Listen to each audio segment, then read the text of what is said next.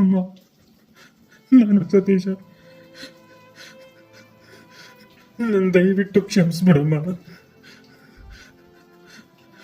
ನಿಂಗೆ ಗೊತ್ತು, ನಾನು ಸುರೇಶನ್ ರೂಮಲ್ಲಿ ಇದ್ಕೊಂಡು ಓದ್ಕೊತಾ ಇದ್ದೀನಿ. ಅವ್ರ ತಾಯಿ ಆಪರೇಷನ್ಗೆ ಅಂತ ಸುರೇಶ 2 ಲಕ್ಷ ರೂಪಾಯಿ ದುಡ್ಡಿಟ್ಟಿದ್ದ ಅಮ್ಮ. ಅದು ಕಳ್ತನಗೋಗಿದೆ. ಸುರೇಶ್ ಅದು ನಾನೇ ಕದ್ದಿದ್ದೀನಿ ಅನ್ಕೊಂಡ್ಬಿಟ್ಟಿದ್ದಾರೆ. ನಾನು ಇರೋದೇ ರೂಮಲ್ಲಿದ್ರು. ನಾನು ನಿಜವಾಗ್ಲೂ ಕದ್ದಿಲ್ಲ ಅಮ್ಮ. ನೀನ್ ಬೇರೆ ಅಲ್ಲ, ಅವರು ನಮ್ಮ ಬೇರೆ ಅಲ್ಲ. ನಾನು ಯಾಕಮ್ಮ ಕದಿಲಿ ಅದನ್ನ? ನಿಜವಾಗ್ಲೂ ಅದನ್ನ ಕಳ್ತನ ಮಾಡಿಲ್ಲ. ಸುರೇಶ್ ನನ್ನ ಮಾತಾಡ್ಸೋದೇ ಬಿಟ್ಬಿಟ್ಟಿದ್ದಾನೆ. ನನ್ನ ಕಳ್ಳ ಅನ್ಕೊಂಡ್ಬಿಟ್ಟಿದ್ದಾನೆ.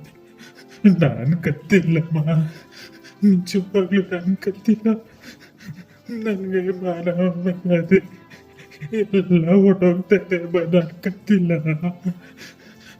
ನಾಳೆ KS ಎಕ್ಸಾಮ್ ಬರೆದು ಒಳ್ಳೆ ಅಧಿಕಾರಕ್ಕೆ ಬಂದು ನೀವೆಲ್ಲ ಚೆನ್ನಾಗಿ ಗೊತ್ತಿದ್ದೆ. ನನಗೆ ಆಗ್ತಾ ಇಲ್ಲ. ನಾನು ದಯವಿಟ್ಟು ಕ್ಷಮಿಸ್ಬಿಡಮ್ಮ. ನನಗೆ ಇವತ್ತು ವಿಷ ಕುಡಿಸ್ತಾ ಇದೆ.